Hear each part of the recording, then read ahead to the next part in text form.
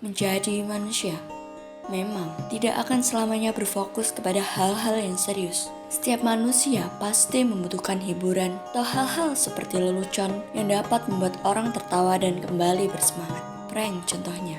Prank adalah sesuatu lelucon yang dapat diberikan kepada seseorang dengan tujuan untuk bersenang-senang dengan motif menipu orang lain. Video ini akan mengulas tentang bagaimana prank dari masa ke masa hingga bagaimana pendapat generasi muda mengenai prank yang dilakukan oleh public figure.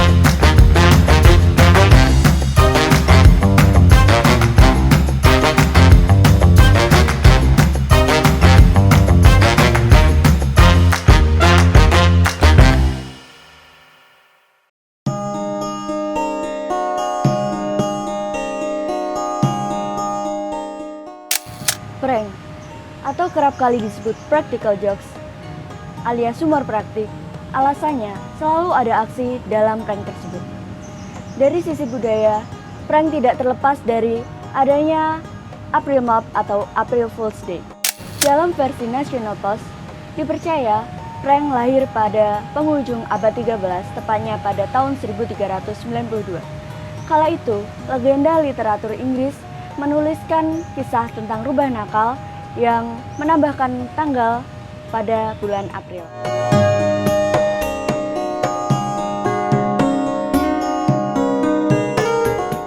Merujuk pada pendapat Hobbes, prank telah dikelola dalam sebuah literatur abad kuno, yaitu berupa permainan kata-kata, lelucon, dan juga ritual lucu. Sedangkan menurut Sinjai dan Suryati, prank berasal dari bahasa Inggris, yaitu guroan yang bermakna mengelabui atau membohongi dan memberikan kepuasan tersendiri bagi pembuat prank. Jadi dapat dimaknai bahwa prank adalah sebuah bentuk lelucon yang dilakukan dengan bentuk membohongi atau menjahili seseorang dan memberikan kepuasan bagi pembuat prank tersebut.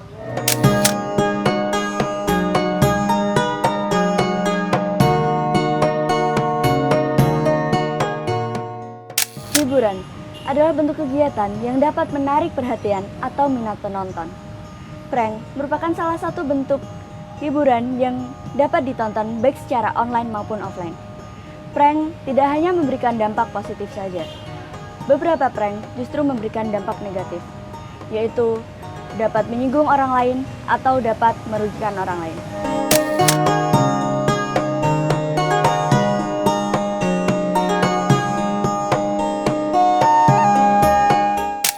Hubungan prank dengan moralitas adalah apabila prank ini dinormalisasikan di Indonesia, ini dapat membahayakan moral bagi para penerus bangsa.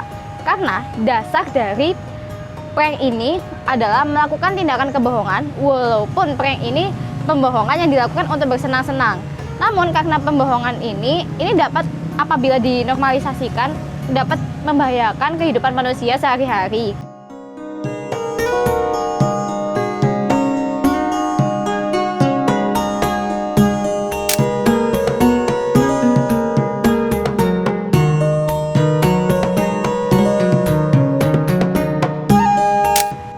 Ini memberikan banyak sekali dampak buruk bagi manusia. Bahaya-bahaya dari prank ini mungkin bisa saja bersangkutan dengan satu orang, namun bisa juga bersangkutan dengan lebih banyak orang ataupun bahkan bisa sampai ke masyarakat luas. Dan prank ini ada juga tingkat-tingkatannya. Mungkin tingkat yang tidak bisa mengganggu orang lain, orang lain tidak merasa bermasalah. Ada juga yang mungkin bisa dapat menyinggung perasaan manusia hingga bisa membahayakan fisik manusia ataupun masyarakat luas.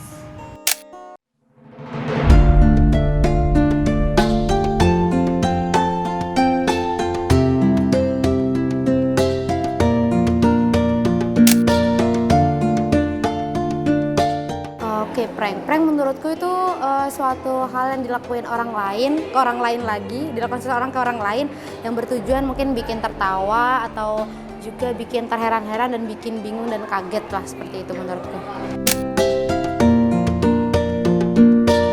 Kreator biasanya yang aku tahu itu ada Baim Wong, Denny Sumargo, dan keluarga Gen Halilintar.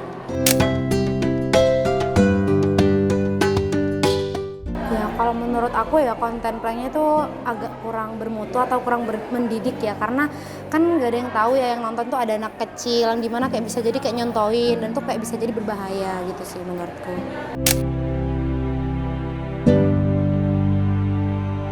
Kalau menurut aku ya dampak itu pasti ada dua ya, positif sama negatif. Nah kalau dampak positifnya itu mungkin jika pranknya itu saling tolong menolong, mungkin kan otomatis kan sangat positif tuh, itu kita bisa saling membantu satu sama lain. Nah untuk dampak negatifnya itu mungkin ya seperti yang konten yang kurang bermutu atau berpendidik itu mungkin bisa bikin orang lain malah kaget dan terheran-heran, dan ininya bukan malah seneng gitu. Itu aja sih menurutku.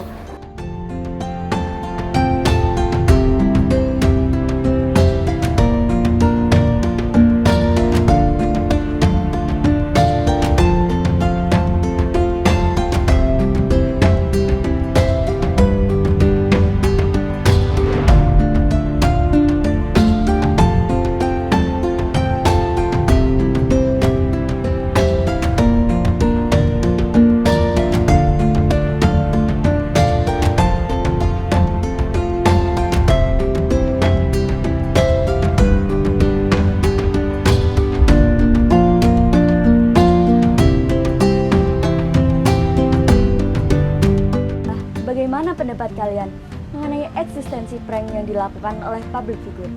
Apakah hal tersebut berdampak positif atau negatif? Berikan pendapatmu.